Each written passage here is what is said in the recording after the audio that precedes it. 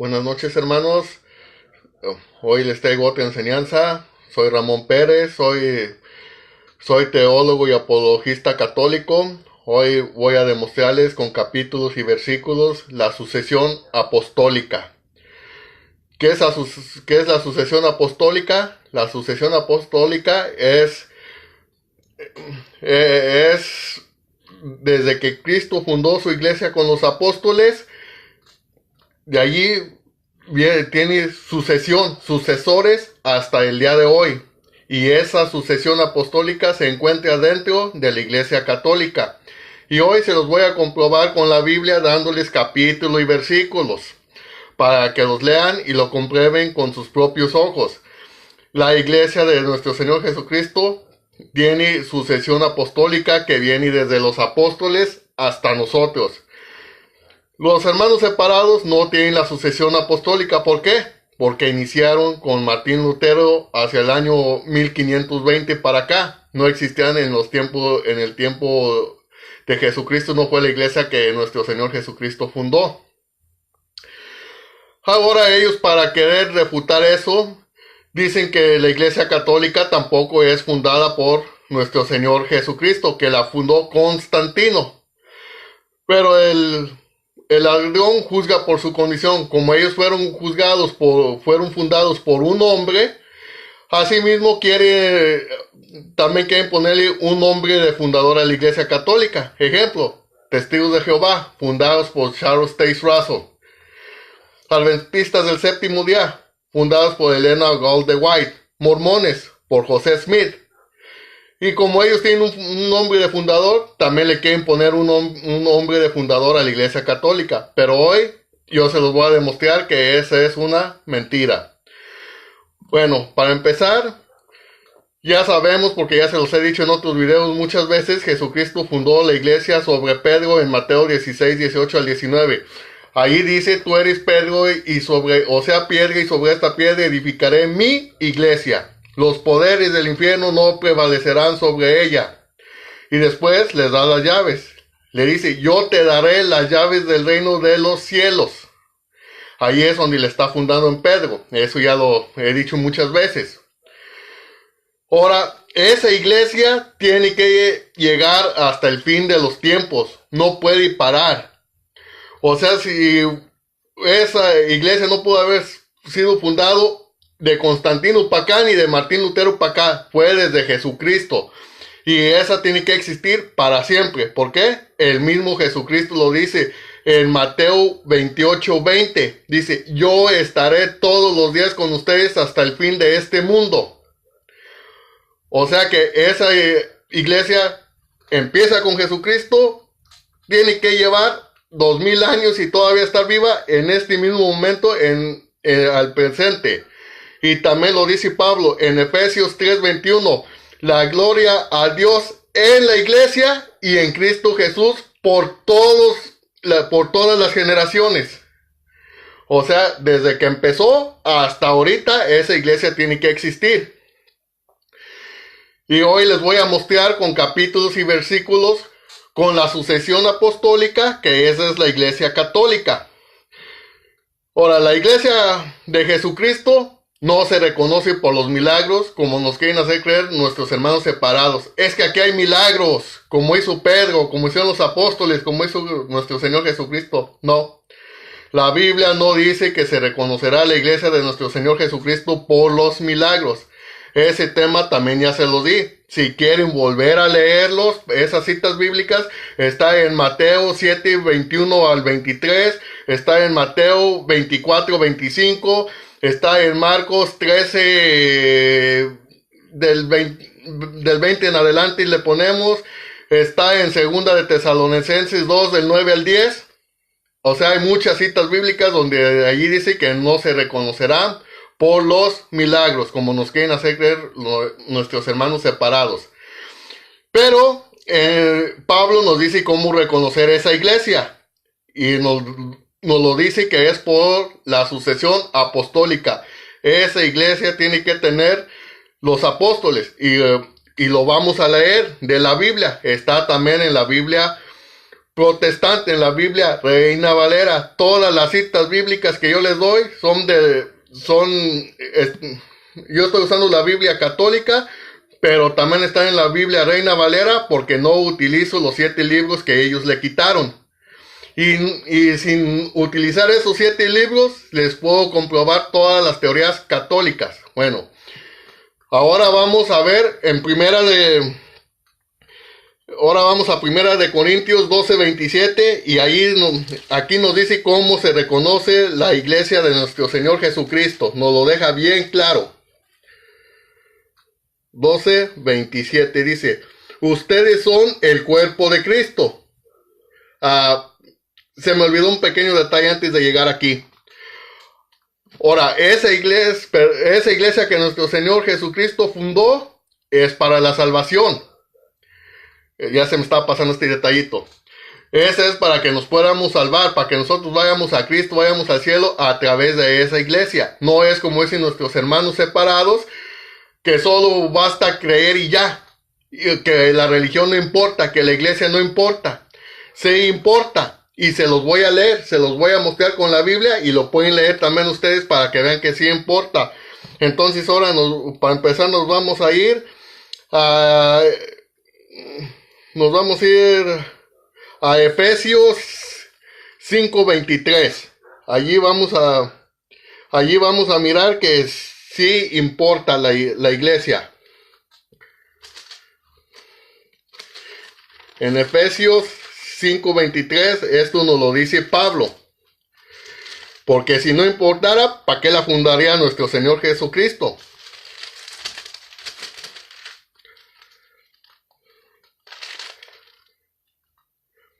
Dice: el hombre es cabeza de la mujer, como Cristo es cabeza de la iglesia. Cristo es cabeza de la iglesia de la que él fundó, cuerpo suyo, del cual es asimismo Salvador. Así que la iglesia sí es importante y es para nuestra salvación, porque él es el Salvador de su iglesia. Ahora se los voy a seguir mostrando. Ahora Pedro nos vuelve a decir lo mismo, que la iglesia es para la salvación. Y eso está en Hechos 2:47. Para que vean que sí, que la iglesia sí importa y es para nuestra salvación, y es la que fundó Cristo, no la que haya fundado cualquier otro hombre. Hechos 2:47.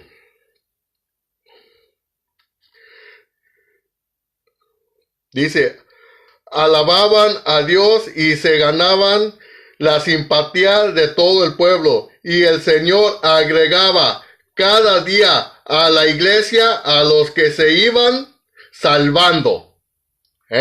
Sí es importante la iglesia. ¿Por qué nuestros hermanos separados dicen que no es importante, que no importa? Para quitarla y ponerse ellos y ponerla de ellos. Porque si se fijan, siempre que les van a predicar le dicen que la religión no importa, la iglesia no importa. A los poquitos días, cuando ya los confunden, sí importa y es la de ellos. No hace sentido. Si no importara la iglesia, llegarían a nuestras casas, tocaban la puerta y habían de preguntar: ¿son católicos? Sí. Qué bueno. Allí sigan, porque no importa la iglesia, sigan allí. Pero no. La estrategia es confundirlos y luego llevárselos. Bueno, ya miramos que la iglesia sí importa. Ahora sí, vamos a Primera de Corintios 12:27. ¿Cómo se reconoce la iglesia de Cristo? No es por los milagros. Los milagros es parte, pero aquí nos va a decir lo primerito que nos tenemos que fijar, la primer detalle que nos tenemos que fijar en cómo se conoce la iglesia. En Primera de Corintios 12:27 dice así: ustedes son el cuerpo de Cristo.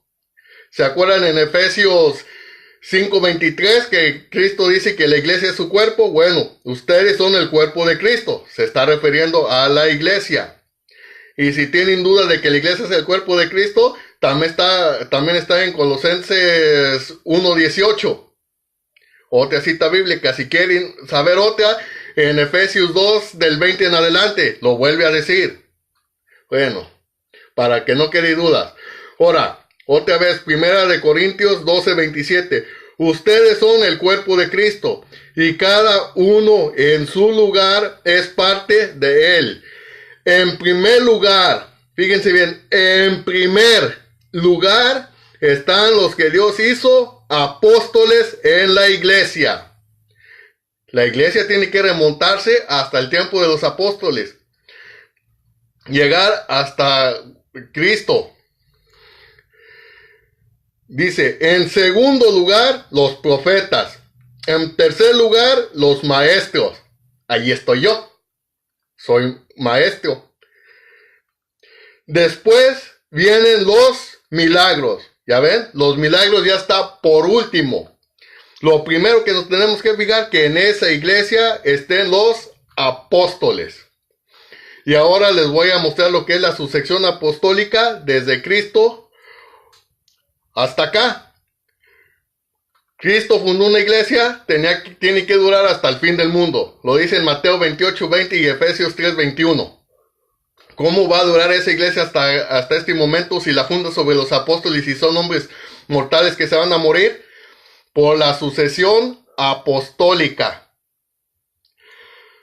Ahora voy a empezar con la sucesión apostólica y luego les voy a mostrar que la iglesia católica sí existía antes de Constantino y que no fue Constantino el que la fundó. Se los voy a mostrar históricamente y luego con citas bíblicas. Porque yo sé que muchos no dicen que la historia no es cierto, que son inventos. Bueno, se los voy a mostrar históricamente y después con la Biblia. Bueno, vamos a ver cómo empieza la sucesión apostólica. Va a empezar en Hechos 1:15. Fíjense bien, Cristo escoge a 12 y luego esto pasa en Hechos lo que hicieron los apóstoles. Y aquí es Pedro el que toma esta decisión, el encargado de la iglesia. Hechos 1:15. Dice, uno de aquellos días, Pedro tomó la palabra en medio de los discípulos. Había allí como 120 personas y les dijo, hermanos, era necesario que se cumpliera la escritura, pues el Espíritu Santo había anunciado por boca de David lo que hizo Judas, este hombre que dio a los que prendieron a Jesús. Era uno de los nuestros y había sido llamado a compartir nuestro ministerio común. Sabemos que con el salario de su maldad se compró un campo, se tiró de cabeza, su cuerpo se reventó y se desparramaron sus entrañas. Este hecho fue conocido por todos los habitantes de Jerusalén, que llamaron a aquel campo en su lengua Jacaldema, que significa campo de sangre. Esto estaba escrito en el libro de los Salmos, que su morada quede desierta y que nadie habite en ella. Y también está escrito que otro ocupe su cargo. ¿Ya ven? Eso ya estaba escrito.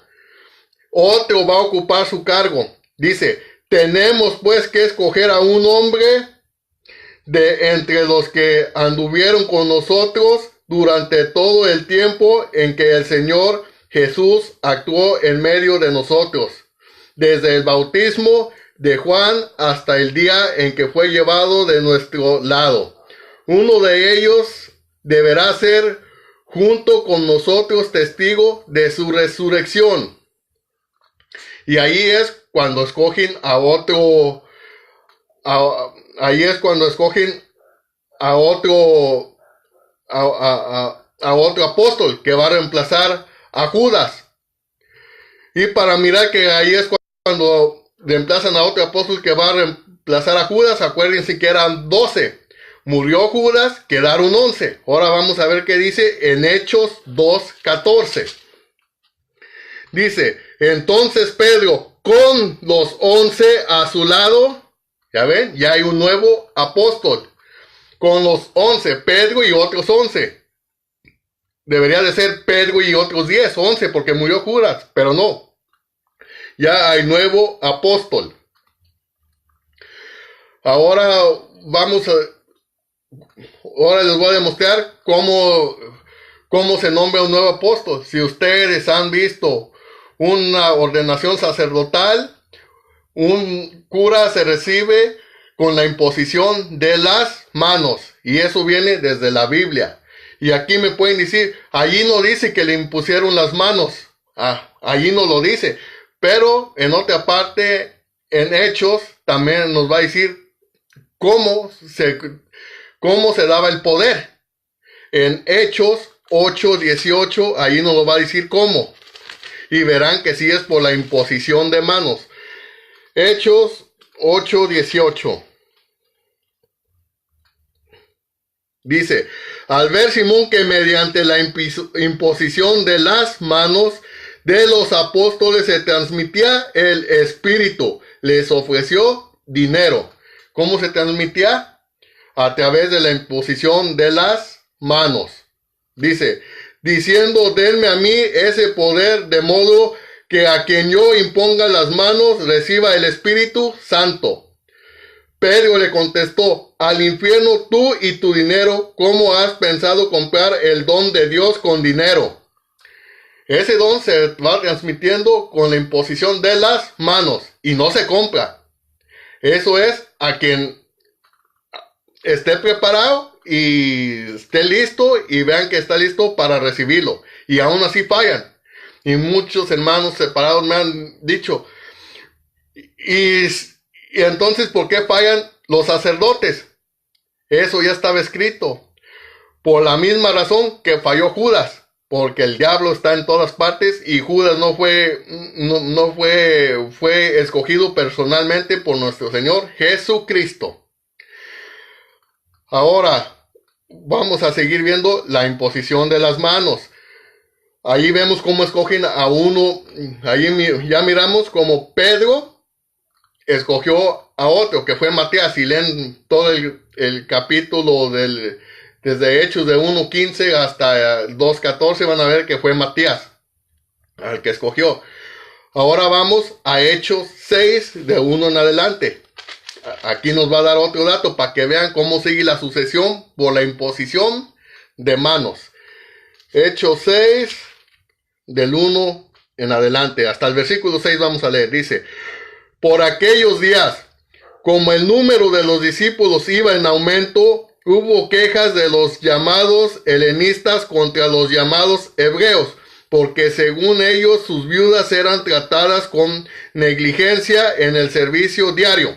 Bueno, aquí como empieza dice, porque aquellos días como el número de los discípulos iba en aumento, aquí vamos a ver que ya se empiezan a nombrar más apóstoles por la imposición de manos. Vamos a seguir leyendo y pongan atención. Dice, los 12 reunieron la asamblea de los discípulos y les dijeron, no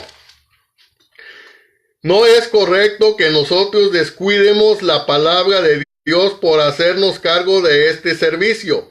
Por lo tanto, hermanos, elijan entre ustedes a 7 hombres de buena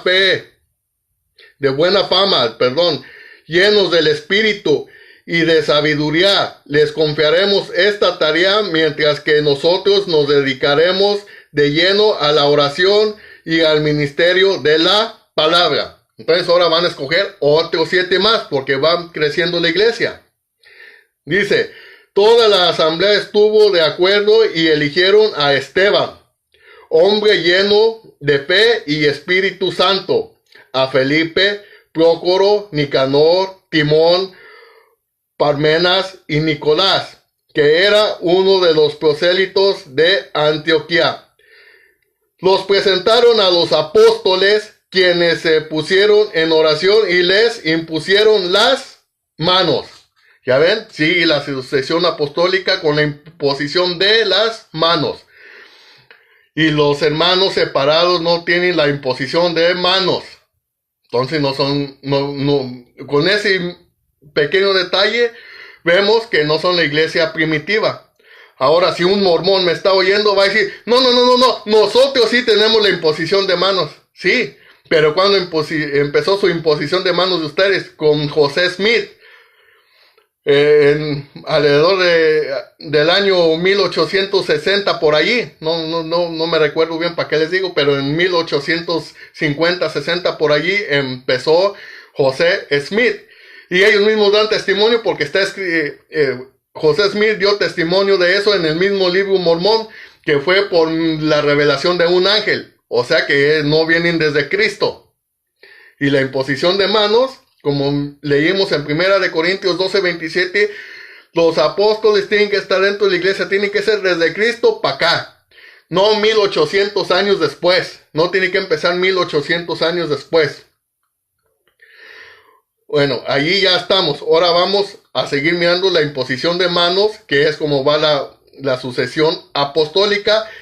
Ahora vamos a Hechos 13, 2 en adelante. 13, 2 y 3. Hechos 13, 2. Dice: un día mientras celebraban el culto del Señor y ayunaban, el Espíritu Santo les dijo: sepárenme a Bernabé y a Saulo, y envíenlos a realizar la misión para la que los he llamado. Aquí a otros más que van a escoger, a Bernabé y a Saulo, o es Pablo, como saben que le cambiaron el nombre, a Pablo, y lo van a enviar para enviarlo a la misión. Ahora lo van a hacer apóstoles, ahora les van a imponer las manos. Fíjense bien, ayunaron e hicieron oraciones, les impusieron las manos y los enviaron. ¿Cómo se escogen los nuevos apóstoles? Con la imposición de manos, con la sucesión apostólica. Otra vez desde el versículo 2.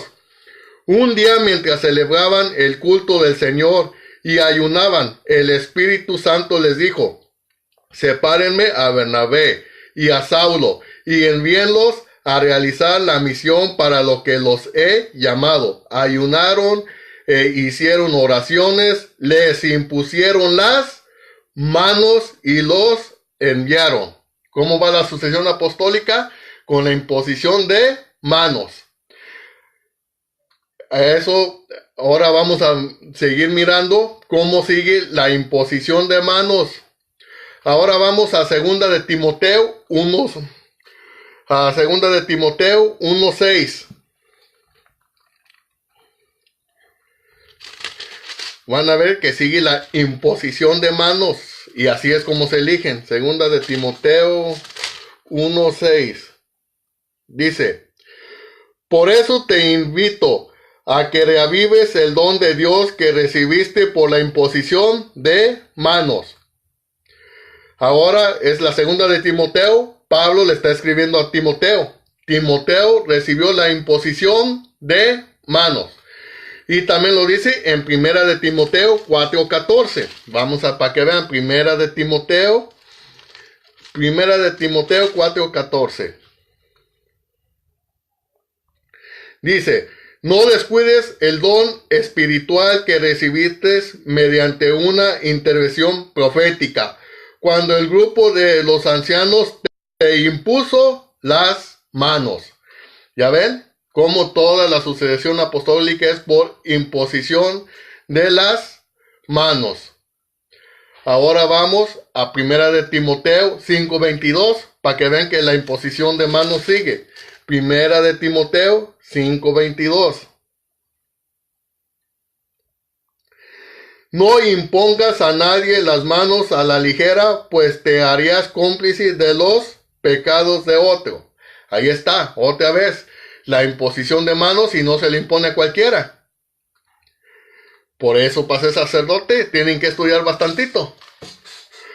Entonces ahí vemos la imposición de manos. Ahora Timoteo tiene que seguir la sucesión, y así siguió hasta ahora, desde allí hasta los sacerdotes y el clero que tenemos en este momento.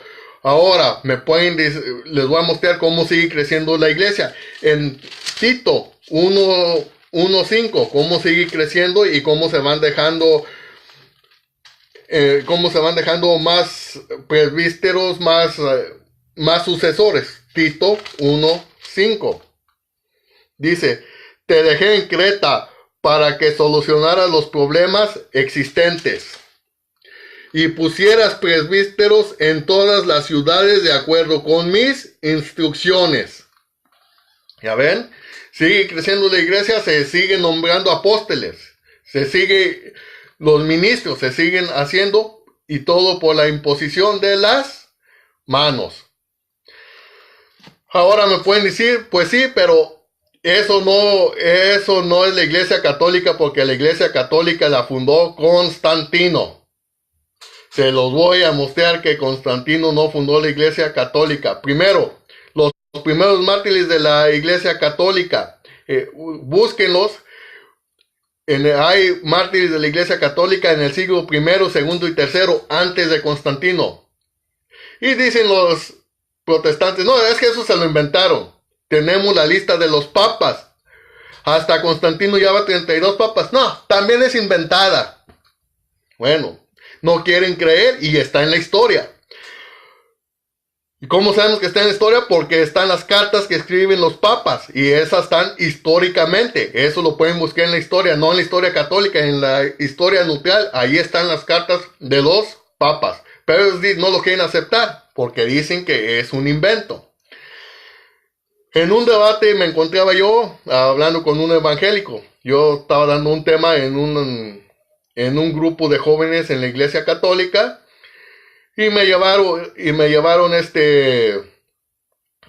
ese día me habían llevado a un protestante. Y cuando yo estaba dando la enseñanza, no era esta, era sobre la iglesia de Cristo, de que él la había fundado. Entonces, cuando me fui a la historia, esto me dijo, es invento, es invento. Luego le dije, la iglesia católica tiene 2000 años. En Roma, en Jerusalén, hay templos de hasta 1500 o más de antiguos. Y antes de los templos estaban las catacumbas, las que usaron los primeros cristianos para esconderse en el primero, segundo y tercer siglo, antes de Constantino. Y le dije, ¿y quién es el dueño de esas catacumbas? Le dije, la iglesia católica. Y me dijo, sí, la iglesia católica es la dueña de esas catacumbas porque nos las quitó a nosotros. Le dije, ¿ah, sí? ¿La iglesia católica les quitó las catacumbas a ustedes, a los evangélicos? Sí. Le digo, pues si la iglesia católica se las quitó a ustedes, dígame en qué año se las quitó.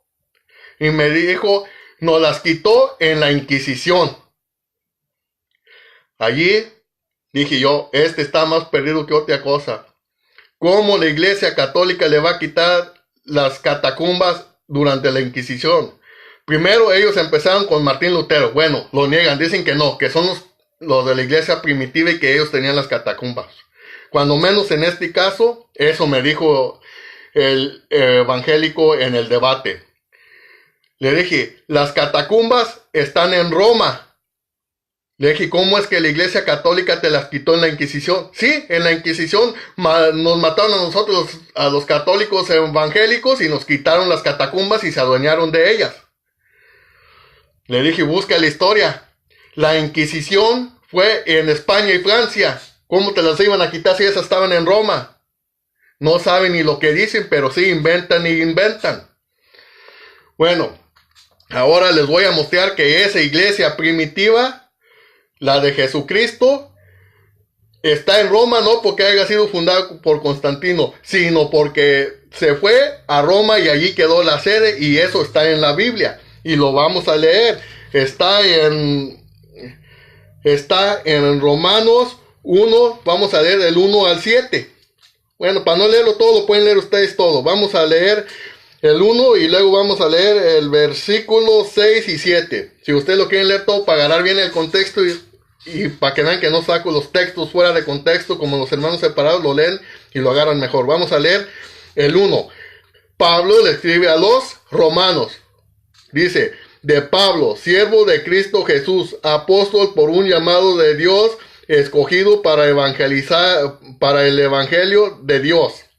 Dice en el versículo 6, y aquí miramos que se está escribiendo a los romanos. O sea, ya la iglesia ya había llegado en Roma, porque Jesucristo mandó a predicar por todo el mundo. Dice en el versículo 6, a estos pueblos pertenecen ustedes, elegidos de Cristo Jesús, que están en Roma. Ya la iglesia ya está en Roma. Y aquí no está hablando con odio contra ellos. Aquí lo dice clarito. A estos pueblos pertenecen ustedes, elegidos de Cristo Jesús, que están en Roma. La iglesia ya estaba en Roma. Lo escribió Pablo. Pablo escribió hacia el año 50-60. Para el año 50-60 ya la iglesia había llegado a Roma.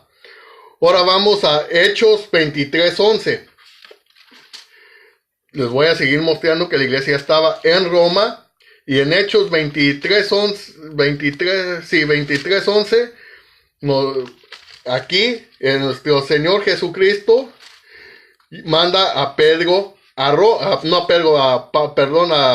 Pablo a Roma, a evangelizar. Vamos a ver aquí cuando 23:11, cuando manda a Pedro a Roma, dice: aquella misma noche el Señor se acercó a Pablo y le dijo: ánimo, así como has dado testimonio de mí aquí en Jerusalén, tendrás que darlo también en Roma. Es cierto, la iglesia que Jesucristo fundó fue en Jerusalén, pero se fue a Roma. Y como dio testimonio en Jerusalén, tenía que darlo en Roma. ¿A qué fue a Roma? Fue a convertir a los demás paganos romanos. Pero antes de irse, acuérdense que había escrito una carta a los romanos. Ya estaban allá los primeros cristianos en Roma. Ya había llegado la iglesia a Roma. Ahora vamos a ver Hechos 28:19, cuando Pablo llega a Roma, para que vean que sí llegó a Roma. Nuestro Señor no le va a decir mentiras. Dijo que tenía que ir y sí fue. Hechos 28:14. Hechos 28:14 dice: allí encontramos a algunos hermanos que nos invitaron a quedarnos una semana con ellos. Y así es como llegamos a Roma. Dice, voy a seguir leyendo adelante para que vean que sí fue Pablo el que llegó a Roma. Porque le dicen, no fue Pablo. Sacó el texto fuera de contexto. Versículo 15. Allí los hermanos salieron a nuestro encuentro hasta el Foro, Apio y 3 tabernas, pues ya tenían noticia de nuestra llegada. Pablo, al verlos, dio gracias a Dios y se llenó de ánimo. Llegados a Roma, el capitán entregó los presos al gobernador militar. Ahí está bien claro. Pablo sí llegó a Roma. La iglesia ya estaba en Roma antes de Constantino. Hermanos, con capítulo y versículo se los estoy comprobando. Para que no vuelvan a caer, para que no le crean a los protestantes que solo inventan y inventan. Con todo respeto, pero es lo único que hacen. Ahora les voy a seguir mostrando que esa iglesia católica, que la iglesia católica es la que fundó Jesucristo, y ahí están los apóstoles y vienen desde ahora hasta el clero que tenemos. Acuérdense que en Hechos 2 del 1 al 6 es cuando llega el Espíritu Santo sobre la iglesia, donde dicen los pentecostales que esa iglesia son ellos, donde dicen los adventistas que son ellos, donde dicen los evangélicos que son ellos, y donde decimos nosotros los católicos que somos nosotros. Eso está en Hechos 2 del 1 al 6. Ahora, en Hechos, capítulo 1, antes del capítulo 2, cuando están esperando que llegue el Espíritu Santo, ahí describe a la iglesia que fundó Cristo, que está esperando el Espíritu Santo. Y nos va a dar un dato de esa iglesia, y esa iglesia la tiene solo la iglesia católica. Ya miramos que la imposición de las manos solamente la tiene la iglesia católica y los mormones. Bueno, los mormones ya sabemos que empezó de José Smith para acá.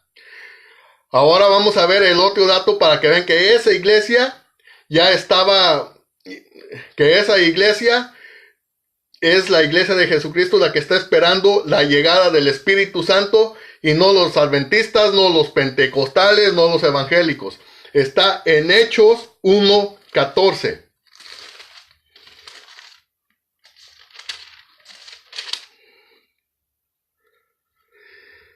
Dice, todos ellos, aquí está hablando de la iglesia, pueden leerlo desde el 12 y verán que está hablando de la iglesia primitiva, los primeros discípulos, antes de que llegara el Espíritu Santo en el capítulo 2, del 1 al 6. Estamos en Hechos 1:14. Dice, todos ellos perseveraban juntos en la oración. Aquí están en oración. Ahora fíjense con quién están en oración. Todos ellos perseveraban juntos en la oración en compañía de algunas mujeres. Pero fíjense con qué mujer especial. Algunas mujeres. Y aquí nos dan y sobresaltan a alguien. Dice, todos ellos perseveraban juntos en la oración en compañía de algunas mujeres. De María, la madre de Jesús. ¿Dónde dejaron a María? ¿Quién está en oración con María, la madre de Jesús? Solamente la iglesia católica. Y eso está en Hechos 1:14. Y acuérdense que en Hechos de 1:15 en adelante hasta Hechos 2:14 es también cuando Pedro, que ya lo leímos, escoge al que iba a reemplazar a Judas. Todo tiene coherencia. Entonces eso está en Hechos 1:14. La iglesia de Jesucristo está, esa que primitiva que está cuando llega el Espíritu Santo sobre ella, darle el vigor, fue la iglesia católica porque estaba en oración con María, la madre de Jesús. La iglesia católica, ellos no están en oración con María, la madre de Jesús.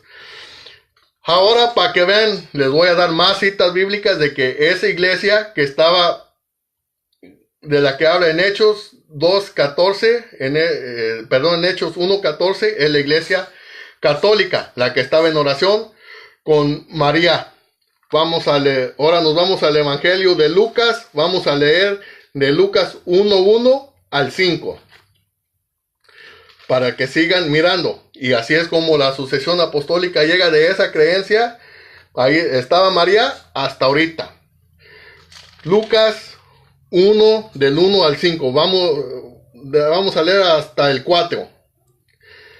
Dice, algunas personas han hecho empeño por ordenar una narración de los acontecimientos que se han cumplido entre nosotros, tal como nos han sido transmitidos por aquellos que fueron los primeros testigos y que después se hicieron servidores de la palabra. Después de haber investigado cuidadosamente todo desde el principio, también a mí me ha parecido bueno escribir un relato ordenado para ti, ilustre Teófilo. Aquí está bien claro. Lucas no miró nada, le contaron, investigó, y lo que le dijeron, eso fue lo que escribió. ¿Y con quién le investigó? Con los primeros cristianos. Lo que le contaron y mirar que era importante lo escribió, y ahora aquí lo tenemos en la Biblia. Vamos a leerlo otra vez.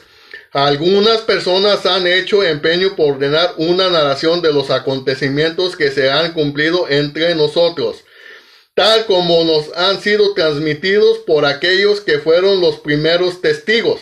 Ya ven, por los que fueron los primeros testigos, los primeros cristianos, los que sí miraron, dice, y que después se hicieron servidores de la palabra. Dice, después de haber investigado cuidadosamente todo desde el principio, también a mí me ha parecido bueno escribir un relato ordenado para ti, ilustre Teófilo. Después de haber investigado con los primeros testigos, los primeros cristianos, escribió. Ahora, versículo 4. De este modo podrías verificar la solidez de la catequesis que has recibido.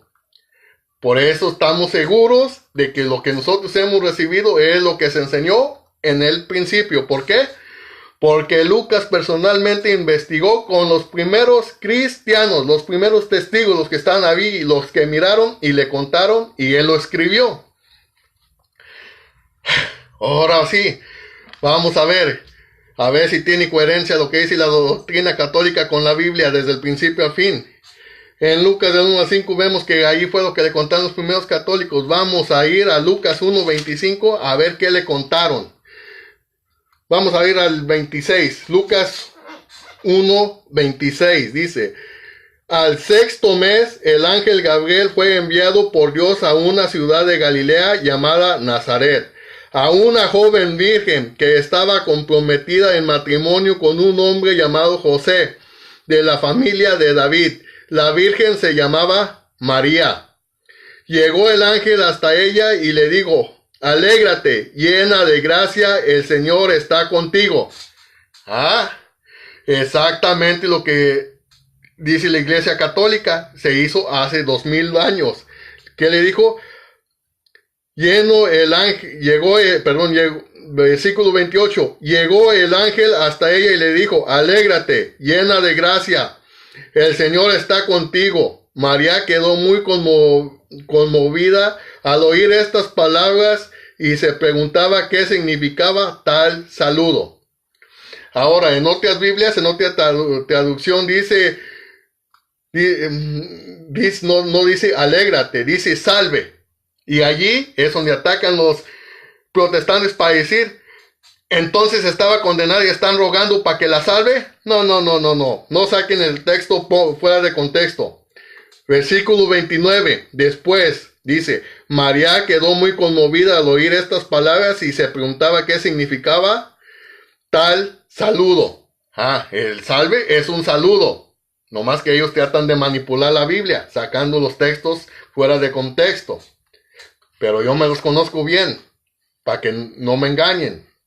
Dice: pero el ángel le dijo: no temas, María, porque has encontrado el favor de Dios. Concebirás en tu seno y darás a luz un hijo al que pondrás el nombre de Jesús. Será grande y justamente será llamado el Hijo del Altísimo. Vamos al versículo 35 para no leer todo. Y aquí vamos a leer en el 35, es lo que dice la Iglesia Católica. Dice: contestó el ángel: el Espíritu Santo descenderá sobre ti, el poder del Altísimo que te cubrirá con su sombra. Dicen los hermanos separados que María no tiene poder. Y nosotros los católicos decimos que María sí tiene poder, no poder de ella, el poder de Dios. Y aquí está. María entonces dijo el ángel: ¿cómo puede ser eso? Si en el 35 dice: contestó el ángel: el Espíritu Santo descenderá sobre ti y el poder del Altísimo te cubrirá con su sombra. Por eso el niño santo que nacerá de ti será llamado Hijo de Dios. Es lo que creemos nosotros los católicos, que ellos lo niegan. Pero como el católico no sabe en qué parte de la Biblia está, le ven la cara. Ahora vamos a la otra parte. Vamos a leer del versículo 40. Dice: entró en la casa de Zacarías y saludó a Isabel. Al oír Isabel su saludo, el niño dio saltos en su vientre. Isabel se llenó del Espíritu Santo. Acuérdense que esto fue lo que le dijeron los primeros cristianos a Lucas. Isabel llena del Espíritu Santo. Aquí lo dice. No está hablando palabras de ella, está hablando con el Espíritu Santo. Que nuestros hermanos separados dicen tener el Espíritu Santo, pero no hacen lo que hace Isabel. Isabel hace lo que decimos nosotros, los católicos, y fue escrito desde un principio, fue lo que le dictaron a Lucas. Dice: y exclamó en alta voz: bendita tú eres entre las mujeres y bendito el fruto de tu vientre. Exactamente lo que nosotros predicamos y decimos. Ella es bendita entre las mujeres. Y fíjense cómo la enaltece. Y bendito el fruto de tu vientre. La está poniendo muy en alto. No fue una simple mujer. Y eso se sabe por la sucesión apostólica, porque los primeros cristianos eso le contaron a Lucas y eso era muy importante y por eso lo puso en la Biblia. para que se creyera. Ahora vamos al versículo 48. Dice, porque se fijó en su humilde esclava, y desde ahora todas las generaciones me llamarán feliz. Y en el versículo 49, el poderoso ha hecho grandes cosas por mí, santo es su nombre. Versículo 48, todas las generaciones la llamarán feliz. Como eso era importante, Lucas lo escribió y ahora aparece en nuestra Biblia. Y la única iglesia que por todas las generaciones la ha llamado feliz, la iglesia católica. ¿Y por qué? Aquí lo dice en el versículo 49. ¿Por qué? Porque el poderoso ha hecho grandes cosas por mí. Y hasta la fecha, como está aquí, por todas las generaciones, nosotros la llamamos feliz, bendita. Ahora les voy a dar otro dato para que vean que la iglesia primitiva sí es la iglesia católica fundada por nuestro Señor Jesucristo. Y que viene desde nuestro Señor Jesucristo para acá. Ya lo miramos con María, ya miramos cómo se cumple. Desde entonces hasta acá, lo seguimos diciendo. Ahora vamos a ver la Eucaristía. Esa también fue establecida desde un principio. Y está en el Evangelio, está en los 4 Evangelios. Pero la voy a leer del Evangelio de Lucas. ¿Por qué de Lucas? Porque acuérdense que Lucas escribió lo que le contaron los primeros cristianos, los primeros testigos. Pero para que vean que la Eucaristía es muy importante, por eso también está en Mateo 26 en adelante, en Marcos 14, 22 en adelante, y está en Juan. Está en el Evangelio de Juan, nomás que ahí está poco diferente. En estos 3 evangelios la está realizando en la última cena, lo que tienen que hacer. Ahorita la voy a leer del libro del Evangelio de Lucas, para que vean que eso fue lo que creían los primeros cristianos. En Lucas 22, 18. En adelante. Dice, porque les aseguro que ya no volveré a beber del fruto de la vid hasta que llegue el reino de Dios. Después tomó pan y dando gracias lo partió y se lo dio, diciendo, este es mi cuerpo que es entregado por ustedes. Hagan esto en memoria mía. Hizo lo mismo con la copa después de cenar, diciendo, esta copa es la alianza nueva, sellada con mi sangre que es derramada por ustedes. Y aquí vamos a ver el dato, lo que dice la iglesia católica. Dice, después tomó pan y dando gracias, lo partió y les dio diciendo, esto es mi cuerpo. No les dijo, significa, como dicen los hermanos separados. Y lo mismo hizo con la sangre. Esta es mi sangre. No dice significa o es un símbolo. Y cuando dice en memoria mía, significa porque yo lo dije, porque yo lo ordené, eso lo tienen que hacer ustedes. Para mostrárselos, ahora vamos a ir a Hechos 2:42. Vamos a ver, ahí sigue en la sucesión apostólica, establece la Eucaristía y vamos a ver cómo sigue en Hechos 2:42.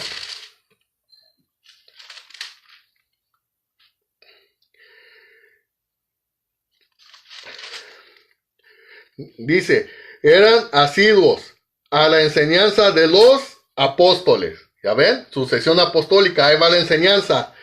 A la convivencia fraterna y a la fracción del pan y a las oraciones. A la fracción del pan, la Eucaristía. Y para que vean que no nomás para allí, ahora vamos a Hechos 27. Ahí también está, sigue. Tiene que llegar hasta donde estamos ahorita con el clero actual. Hechos 27.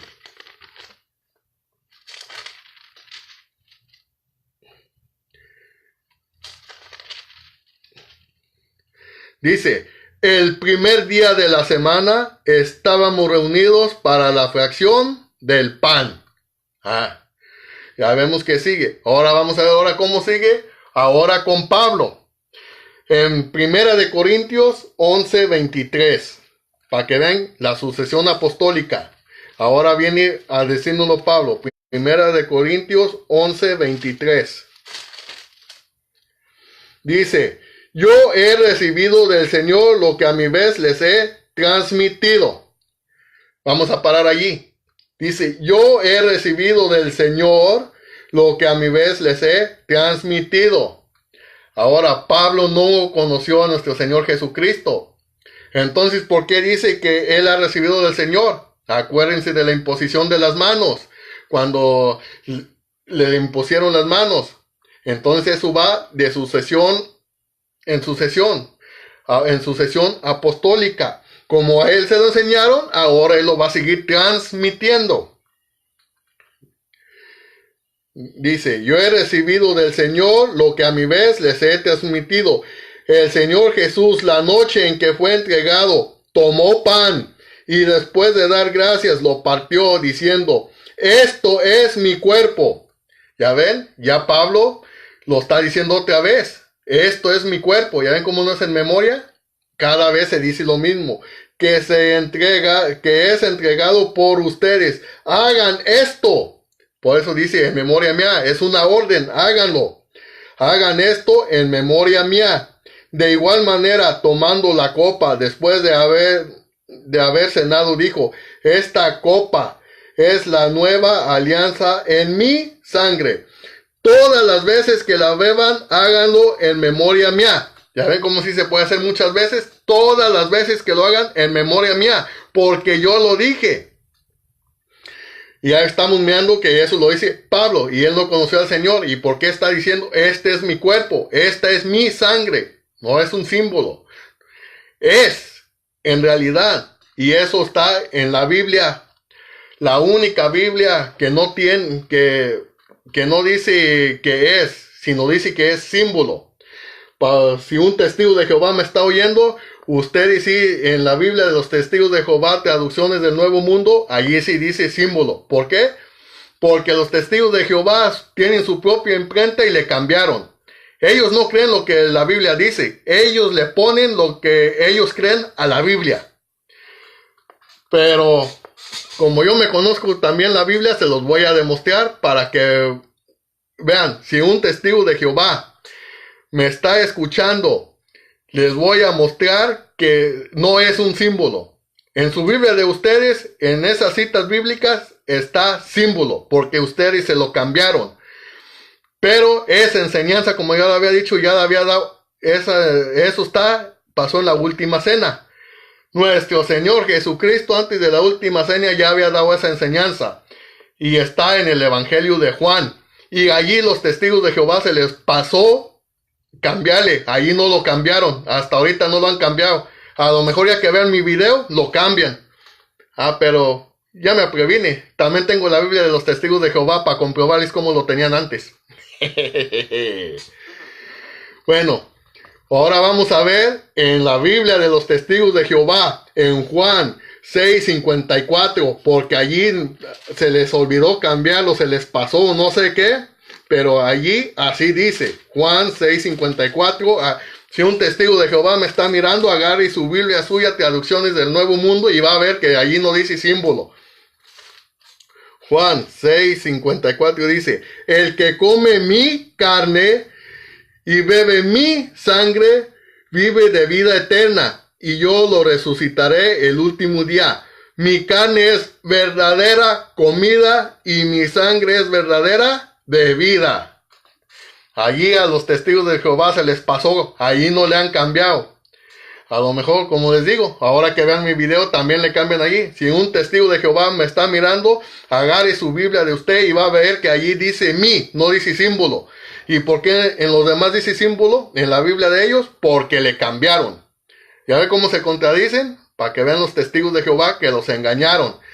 Tan descaradamente que a ellos hasta le cambian las cosas. Bueno, ahora vamos a lo que sigue.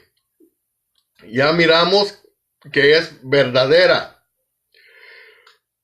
Eso es lo que le enseñaron a Lucas. Ahora vamos a este punto que lo dicen muchos hermanados separados. Es que la hostia y el Santísimo tienen la forma del sol. Constantino fundó a la Iglesia Católica, entonces en realidad están adorando al sol.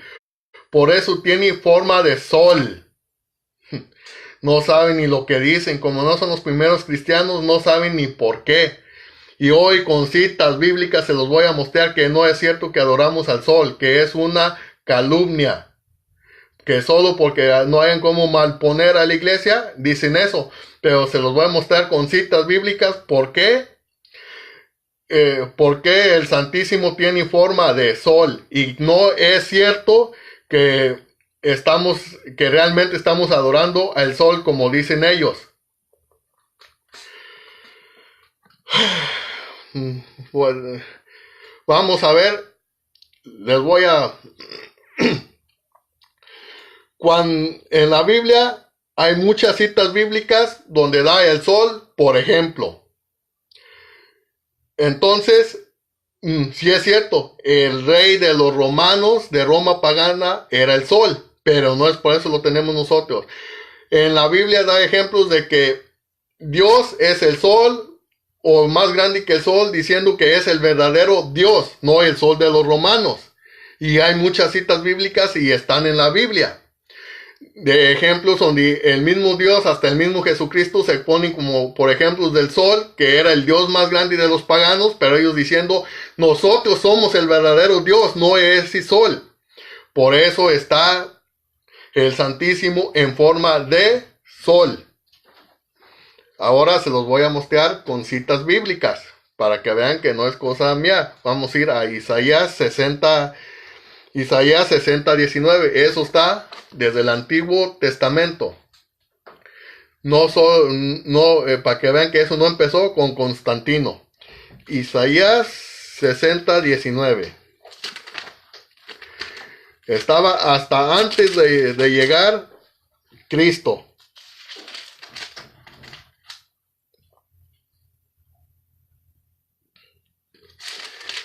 En Isaías 60, 19 dice: ya no tendrás necesidad del sol para que alumbre tu día, ni de la luna para la noche, porque Yahvé será tu luz eterna y tu Dios esplendor. ¿Ya ven? Claramente están diciendo que sin necesidad del sol, Yahvé es la luz. Y por eso lo tenemos como sol, porque lo usa de ejemplo. Ahora vamos al Nuevo Testamento, porque me pueden decir, sí, pero ese es de la Antigua Alianza. No, eso sí yo. Ahora vamos al Nuevo Testamento. ¿Se acuerdan de Lucas? Lo que escribió Lucas, lo que le contaron los primeros cristianos. Y él nos va a decir también lo mismo. Vamos a ver qué nos dice Lucas. Lucas, en Lucas 1, 77. 1:77 y 78. Van a ver por qué está el Santísimo en forma de sol, donde ponemos la Eucaristía. Lucas 1:77 y 8. Dice: para decir a su pueblo lo que era la salvación, pues van a recibir el perdón de sus pecados, obra de la misericordia de nuestro Dios, cuando venga, pongan atención, cuando venga de lo alto para visitarnos cual sol naciente. Otras traducciones dicen, cuando venga de lo alto para visitarnos la aurora. ¿Y qué es la aurora? El sol naciente, el sol del amanecer. Para que vean que eso está en la Biblia. Otra vez, versículo 28, obra de misericordia de nuestro Dios, cuando venga de lo alto para visitarnos cual sol naciente.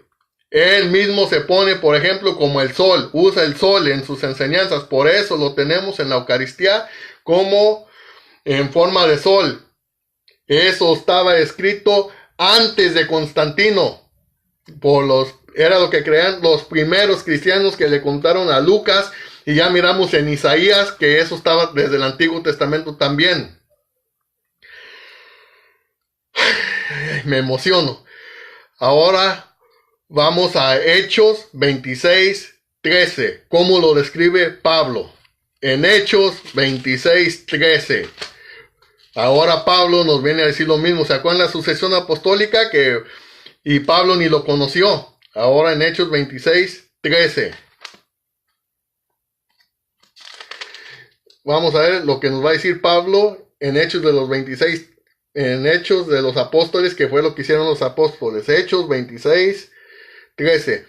En el camino, oh rey, a eso del mediodía, vi una luz que venía del cielo, más resplandeciente que el sol, que nos deslumbró a mí y a los que me acompañaban. ¿Cómo está diciendo aquí? Una luz más resplandeciente, más grande que el sol. Vamos a ver, ¿y qué era esa luz? Vamos a leerlo otra vez y a seguir. Dice, en el camino, oh rey, a eso del mediodía, vi una luz que venía del cielo, más resplandeciente que el sol, que nos deslumbró a mí y a los que me acompañaban.